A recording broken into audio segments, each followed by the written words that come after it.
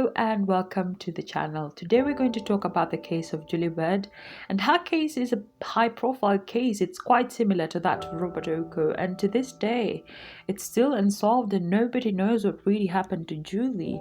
So let's look at the story and see what we can come up with. Julieward was born on 20th April 1960 to John and Jan Ward. She was the first child. She had two other younger brothers, Tim and Rob.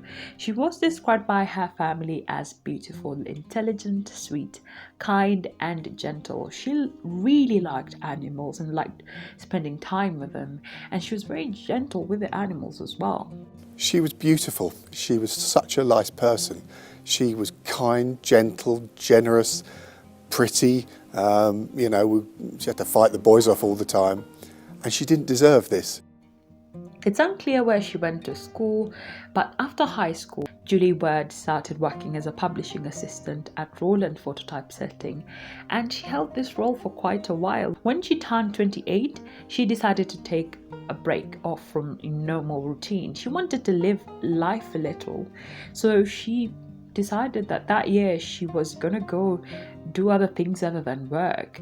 Now during this time she had planned to travel, explore other countries, go on adventures a little, while also catching up with one of her favorite hobbies, and that was animal photography. And as I said before, Julie really liked animals and combined that with her passion for photography. It was quite the perfect match, and she had planned while she traveled she would take photos of the wildlife in every other country she visited. Julie got together with a team of 26 other adventure seekers. They were to travel together as a group, and that group, they had a leader, a team guide or a team leader, and they were to travel together to set places. They had a plan they were to follow. So they left England on February 1988.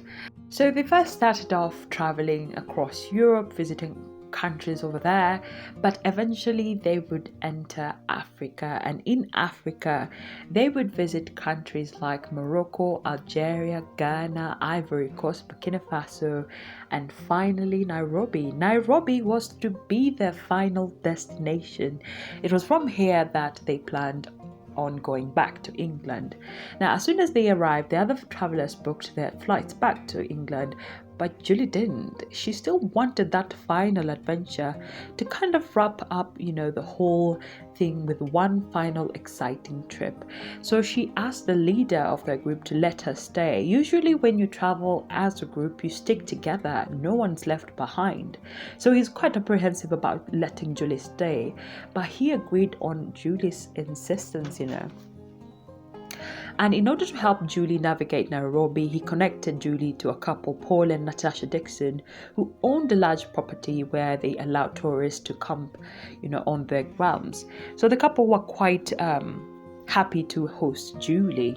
And because Julie was going to be in Nairobi for a while, the couple advised Julie to get a cottage because it would be rather cumbersome every other morning camping in the grounds and then packing things up and then in the evening as well. And it's going to be a long term, so she agreed eventually, and they provided her with a cottage. Julie then purchased her Jeep for herself to help her move around a little. Her routine was that she would stay at the cottage most of the time, but on certain days she would go on short trips to national parks around the city to photograph the animals. So that was her routine, and Julie was doing this while waiting for the big event. And what was the big event? The wildebeest migration. She stayed back because she wanted to see this event, and she was buying time in the city while waiting for this. She wanted to go and see the migration and take photos, so that's why she stayed behind. While in Nairobi city, she would end up meeting a new friend, Dr. Glenn Burns. She met him through mutual friends, and they clicked. A friendship began. One thing that would connect both of them is that they both wanted to see the migration, the wildebeest migration. Now on this, they decided that they would go together to see the migration, and they did. Their plan was to drive to Masai Mara, and they would do this using Julie's Jeep. Before they went on the trip, Julie had booked her flight back to England. So her plan was to drive to Masai Mara, stay there a few days, and after she would head back home. February 2nd, 1988 was the day of the trip. They loaded everything up into the Jeep and off they went. Julie drove all the way to Masai Mara and they got there safely. At Masai Mara, they set up camp at Sand River Camp. So that was their first day. The next day, and that is on the 3rd, 1988, the next day they went for a drive in the reserve. Julie wanted to take some nice photos of the animals and everything was going on okay until it wasn't. Julie's Jeep unfortunately broke down during the trip. Quite a dumper, isn't it? Julie and Glenn were traveling without a tour guide, so you can imagine their situation. The Jeep is broken, they're in this large reserve with no pointers, and this was a time with no phones, so they couldn't even call for help even if they wanted to, so they were kind of stuck there. Fortunately, a tour guide called Steve Watson spotted them and offered to help. He gave them a ride and towed their Jeep to the nearby Serena Lodge.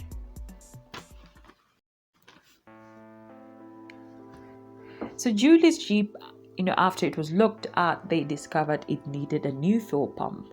And to put this into perspective, the Jeep needed a new fuel pump. There were no fuel pumps in the reserve where they were. There was no mechanic there and no phones to get a new fuel pump. They couldn't even have it delivered because there were no phones there. So the only other way was to go personally and purchase the new fuel pump, call in a mechanic and then fix the car, and then they could get on with their journey. So that was their situation there. The whole situation wasn't great for both Julie and Dr. Glenn. They were stuck there because they had planned to drive back using the Jeep. Now the Jeep is out. They realized they were stuck and not good for either of them, as Dr. Glenn had a very important meeting on a Monday, so he had to get back to Nairobi. Julie, on the other hand, also had to get back in time for her flight, so it wasn't great for either of them. After looking at every angle of the situation they were in, they decided on a plan. Dr. Glenn would travel back via plane back to the city, and when he got there, he was to purchase a new fuel pump, send it back to the reserve where Julie was, and Julie would get the Jeep fixed and drive back to Nairobi to make it in time for her flight. And Dr. Glenn would also have made it to his meeting. So that was a plan they went with. That was a plan they settled on. Now back to the Serena Lodge. Remember, Julie and Dr. Glenn had been given a ride there. Their things were still at the Sand River Camp, and at the Serena Lodge they had nothing. They didn't have tents, they didn't have facilities. But luckily, Steve Watson saved the day again. He gave them a spare tent, and that's where they spent the night. In the morning, the 4th, Dr. Glenn got on a plane and left for Nairobi, leaving Julie behind. But she was okay with it. She had already made friends with Stephen, so she was quite okay with the whole situation. She was okay with hanging out with Steve. Dr. Glenn got to the city, bought the pump, and with the help of the Dixons, he was able to send it back to the Serena Lodge. After the fuel pump arrived, it was now time again to wait for the mechanic. Eventually, the mechanic would get there and fix Julie's Jeep. By the 6th, that was on Tuesday, her Jeep was okay and she was ready to go back. She said her goodbyes to Stephen, and she left the lodge. Steve went back to tour guiding. Julie then drove to Sand River Camp. Her plan was to collect her things there that they had left and head back to Nairobi on the same day. She drove there and she got there, collected their things, packed everything up, and then she paid for the time they had been there and left. And that was the last time Julie was ever seen alive by anyone. After that, she just disappeared. Nobody knows where she went. And what really happened to her is really not known to this day. There were several sightings of Julie around their camp there, but none of them could be confirmed. that it was actually her. There was a clerk and a constable there at the Sand River Camp who said that they saw her driving towards the Kikorok Lodge after leaving the Sand River Camp, and later this would be disproved because of where her jeep would be found later. That really wasn't the case. But when asked, they said that they saw Julie, that she even signed her name out of the sign out sheet at the gate, and she left towards the Kikorok Lodge, but that wasn't really true. It's unclear who they were really seeing there. Were they actually seeing her leaving or coming towards the camp? It's unclear, but there were several sightings of her. So she goes missing, and at this time, remember, it's a time with no mobile phones. It was hard to know her situation, and the Dixons and the parents didn't know that Julie had gone missing. The Dixons would only find out after 3 days, and that is on the 9th. On the 9th, the Dixons were preparing dinner. They wanted to have a special last dinner with Julie before she left the country for England. Now, the next day was her flight, so they expected her to show up on the 9th, and they prepared dinner, set up the table, and they waited for Julie. But Julie never showed up that night. At first to them, they thought that Julie still had car problems, so that's what they thought, that she had car problems, and that was what caused her delay, and she would still make it the next day. The next day, she didn't show up, and then they knew that something was definitely wrong. So they called Julie's parents and informed them that Julie had gone missing. And John, when he heard the news, he knew something was wrong. Julie had never disappeared, was never one to disappear. She'd never done this before. She's not one to take off. Definitely out of character completely. After receiving the news, he boarded a plane to Nairobi right away. He arrived on the 12th of September 1988. Right after landing, he organized a search party for Julie. The search would take place on 2 fronts. There was an air search and a ground team, and on the ground as well. So he was able to get 5 helicopters to search the reserve. On the 13th of September, the air search crew were able to spot Julie's jeep. It was located on the north side of Sand River Camp. Her jeep was in a gully near the river, almost as if the driver intended to drive it into the river. And on top of the car, on top of a jeep, were written the words SOS. And it was theorized that Julie had written those words herself.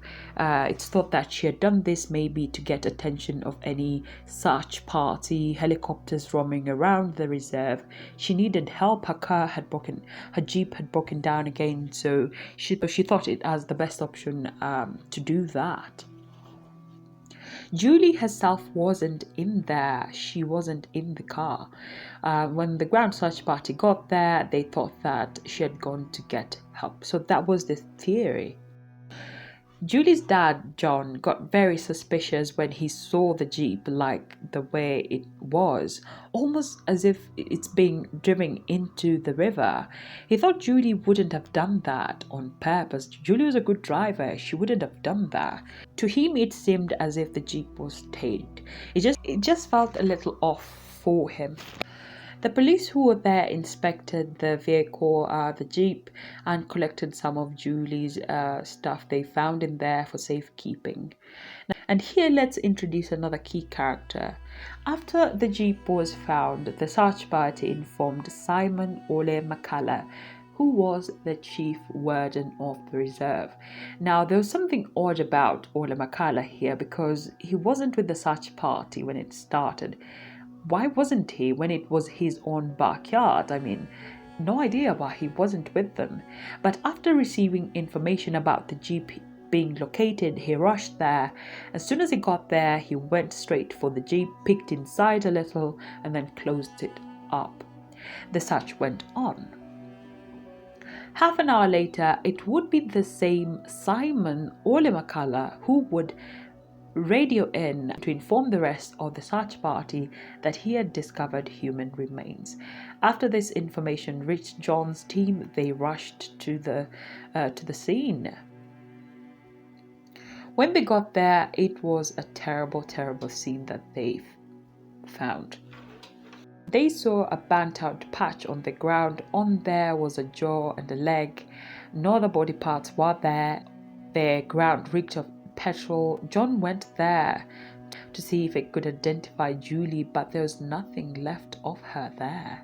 We knew immediately that something was wrong, so I hopped on a plane, was out here, basically searched for her for 2 days, and on the second day we found her body, or what was left of it. All we found was a lower left leg and a jaw, way out in the bush, miles from anywhere. We found a lower left leg away from the fire, and it had been burnt. The remains were collected and the grounds assessed. Her skull would later be located in a nearby bush just around there, after a month. And that was all that was left of her. Nothing else was ever found of her. When they assessed the grounds, they noted that there was no blood there, around there. There were no signs of a struggle, no murder weapon was there, nothing. And the ground, which had a strong smell of petrol, was thought to have been deliberately set alight. Remains were sent for examination, and this is what the autopsy revealed.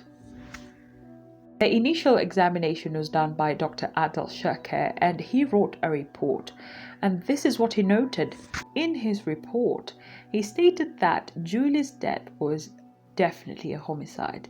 The leg had been severed with a sharp object, and there had been attempts to bung the limb. Now the twists and turns begin. The police didn't accept the first autopsy report, and they informed the family that Julie had been struck by lightning and devoured by wild animals.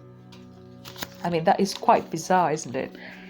Struck by lightning, and on the same day you were devoured by lions in the reserve. So the lightning had a murder weapon apparently, and petrol as well. Okay, now this is the narrative that was pushed by the Kenya police, and the family naturally were horrified and shocked at the whole thing. Police pushed this narrative, and the British Foreign Office accepted this as the cause of her death. How they accepted that is suspicious, very suspicious. It is thought that the British Foreign Office had to accept this as the cause of death because the Kenyan side essentially forced them into this situation. They phoned them up and they told them that they didn't want this to be a murder. And we think that it wasn't a question of trying to protect tourism, but it was at a very high level conversations between State House and our Foreign Secretary saying that we don't want this to be a murder. Dr. Adele's report was altered later by government pathologist Dr. Jason Kaveti. Back then, it was rewritten and published as a final report. Now, in the altered report, the word cleanly cut was replaced by torn, to go with the story that she had been eaten by animals, because animals can't cleanly cut a body, they can only tear it apart. So cleanly cut was replaced by torn. There was also no mention of the remains ever being burned, so it was published as final. And to go with the report, the police were advancing that she was struck by lightning and devoured by lions in the reserve. Questions: why was the report altered? What were they hiding? And why was the government involved in hiding or trying to cover up Julie's murder? The family clearly didn't accept the final report. They knew a cover-up was in motion at this point, so they took the remains back to England to be examined there. Two British pathologists, after examining the remains, agreed with the first report, that is Adele's report, that this was a homicide. Somebody had done this to Julie. In April 1989, a police superintendent, Mushiri Wanjau, called the family and informed them that they couldn't rule out the possibility of a suicide. And this is what they claimed, that Julie had tried to hack herself, and when she failed, she jumped into the fire. I've never heard of someone hacking themselves to death and then jumping into a fire as a form of suicide. I don't know. But this bizarre claim is what the police superintendent told the family. So at first they were claiming she had been attacked by struck by lightning and fired by lions. Here they're saying that she hacked herself and then she threw herself into the fire. Doesn't make sense. If they were trying to cover this up, at least they should have tried to make the story believable. This wasn't really. So the family demanded an inquest following the altered autopsy report. It was held between August and October 1989. A Cambridge professor, Anthony Grisham, testified in the inquest, saying that from the injuries of the jaw and the skull, Julie had been attacked from behind by a sharp object. The inquest came to the conclusion that Julie's death was caused by person or persons unknown. Another twist here, even after it was concluded that Julie's death was definitely a homicide, done definitely by someone, the judge said that there was no need for further investigation. Why was everyone actively trying to cover up this murder?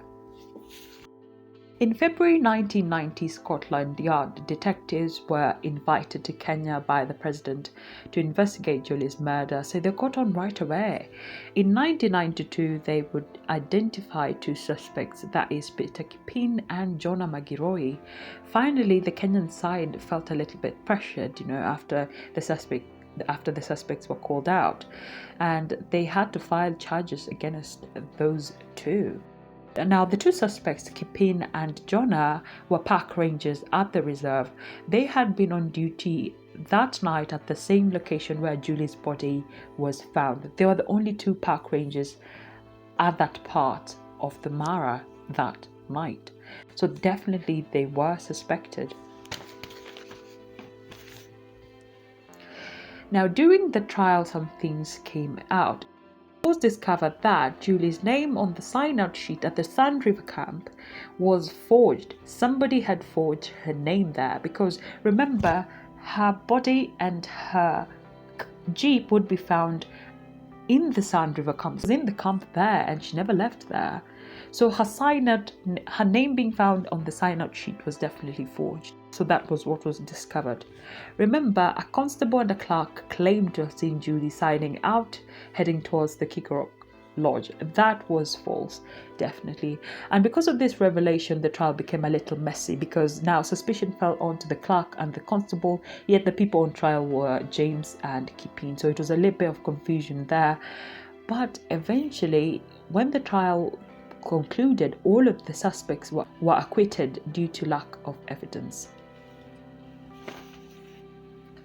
And another twist, the judge recommended that Simon Olemakala should be looked into as a potential suspect because it seemed that he knew of the murder more than he was letting on. And why this was suggested is because Simon, during the trial, had testified that he had mentioned looking into Julie's Jeep.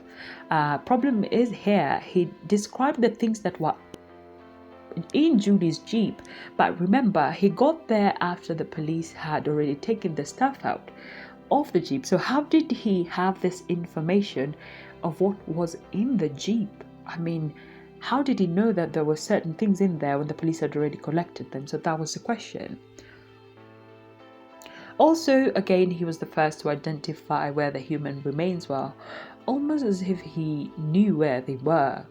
Another thing was that a Swiss TV crew who were filming a documentary there said that they had wanted to help with the search and they had offered their radio jeeps to be used in the search, but Simon Olemakala told them to mind their own business and let John's search party deal with the whole situation. And that's why the investigation was recommended, because why did he want the other people to help?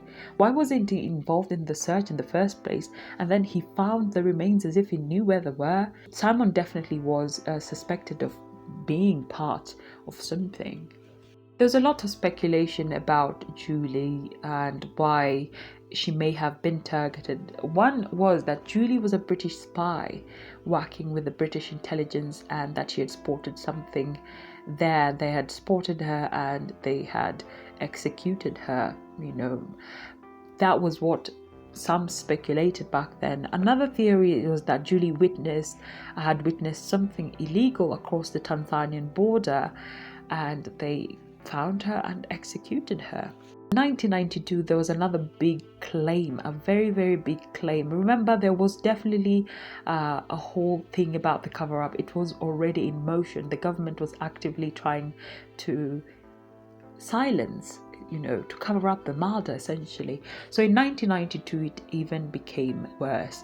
In 1992, Valentine Kodipo, an ex-military officer, claimed to have witnessed Julie's murder. He claimed that those involved were high-ranking officials in the government. He claimed that Julie had spotted a secret training of the death squads in the Mara. Now, the death squads back then, he was referring to a special group that carried out extrajudicial killings, assassinations essentially, for the government. He claimed that Julie saw their training camps and she was caught by them and executed. And it is reported that after being spotted, Valentine said that she was surrounded by the group, and she was hit by very big whips, and they were shouting at her while whipping her with the big whips. They were shouting at her to answer questions as to her whereabouts and where she was heading to, what she had seen. So that's what he said, that's what he claimed. When the government heard of Valentine's claim, the government denied such camps ever existing. They also denied that Valentine ever worked for them. After this claim, Valentine's life was threatened and he was attacked at the safe house he was staying at. And after this, Valentine fled the country. Safely in another country, he would make the same claims again, but this time he named someone. He would claim that Jonathan Moy ordered Julie's murder. Why he said that Jonathan was involved? He said that Jonathan had assaulted Julie and then ordered her execution, essentially claiming it to be part of the assault, and then, knowing that he would be reported, he ordered her execution. Jonathan, after hearing this, denied this allegation, stating that he was shocked and that he had never known Julie before and had only heard about her passing from the TV. Now, when questioned about what he was doing on the day of the murder, he said that he was just on his farm. His farm is near the Masai Mara Reserve, but he stuck with his story, saying that he was on his farm, he never left there. In 1997, investigations were still on. They were still trying to figure out how Simon Olemakala knew where the remains were and whether he had just driven there as a show. So they're still trying to figure that out. And to aid them in their efforts, they conducted an experiment. They drove from where the jeep was located, where it was found, to where the remains were found eventually by Simon. So they had driven there and they estimated the time, and the time was similar to that. It matched that time when Simon Olemakala had radioed in. So it took 30 minutes to get there. It's almost as if he didn't look any other place when he was out there. He just drove there. He knew the remains were there and he just floored it all the way up there and informed the rest of the party. So there was a possibility. It was established that he possibly could have known that. When he was questioned about this, his reason was that he had spotted vultures circling around and he had driven there, thinking that where the vultures were, there was something there. This would be countered though. They argued that the site was 7 miles away off the road into some bush. There was no way Simon would have seen the vultures from where he was. It was quite a long distance.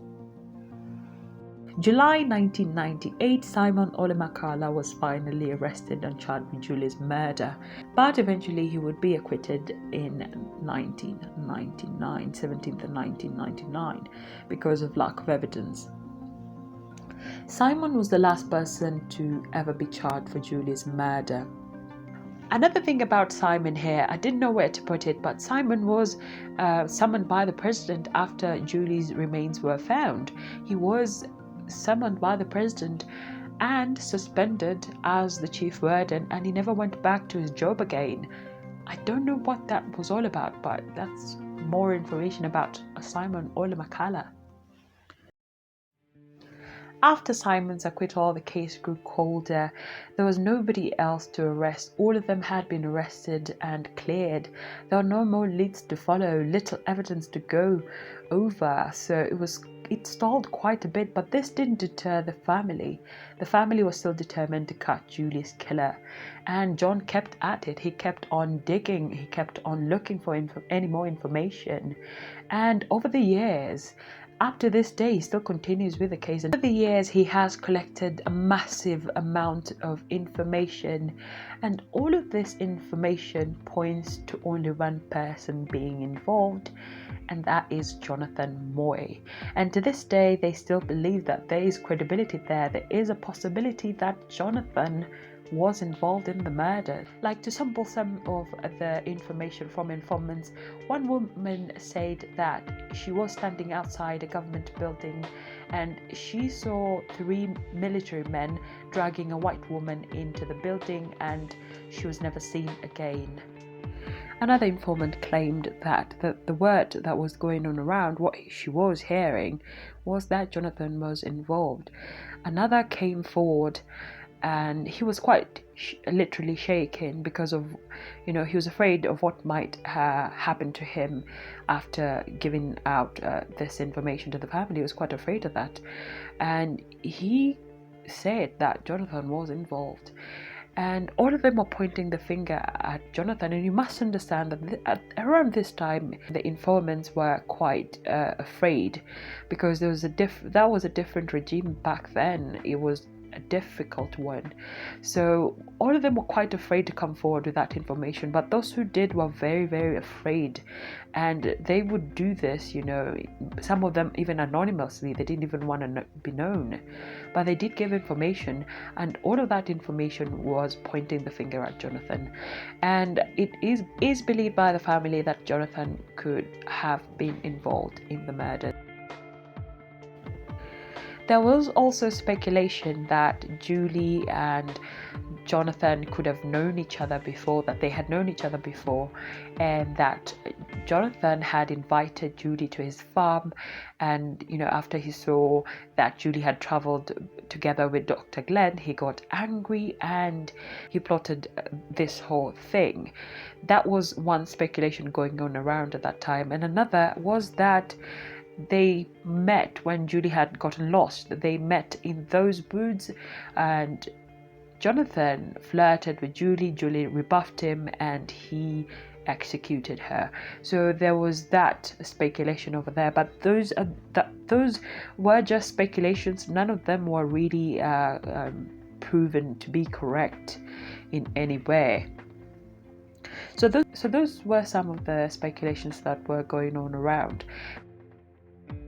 In 2009, Mushiri Wanjau would call the family and he would tell them that he was ready to talk. The government had changed then, and he said that he was ready to talk and that he himself had gone over the investigation and he thought Julie's death was definitely a murder, not a suicide as he had earlier suggested. He said that at that time he had been blocked by his superiors not to advance the idea that it was actually a murder. He was told to cover it up basically, and that's what he did back then. But now he was ready to talk. It's unclear what he really said, but it was reported that that's what he said. He called the family up and told them, yeah, I'm ready to talk about the murder. In 2012, after collecting information for over a decade, that's a long time, John Ward would go on to publish a report, and it was published in the Law Monthly report, and he claimed that Jonathan Moy killed Julie. That's what he claimed there. Brought the case back into the light again, but then again it stalled again. And in 2019, the family wanted a DNA sample from Jonathan to be able to essentially clear him out if there was any involvement there to clear him out, but that didn't go anywhere. And that's where the case remains to this day.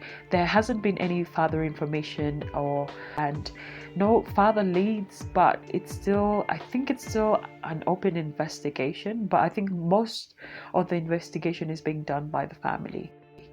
There was also another angle to this case, that there was a possibility that the government tried to cover Julie's murder back then because of the tourism industry. It was speculated that because Kenya was a very small country back then, it was still starting to develop. Tourism played quite a big part in the economy, so they didn't want the place to be known as a place where tourists could get hurt, so they did cover it up essentially. And that is what is speculated, that they covered it up just because of the tourism industry, but it's not known whether that's the case. But that was another speculation. That is where we are with this case, and I don't know whether we're ever going to know what really happened to Julie, because those people who were there back then, most of them are gone, so we don't know. But hopefully one day, with advances in technology, we can be able to know who did this to Julie. But that's it.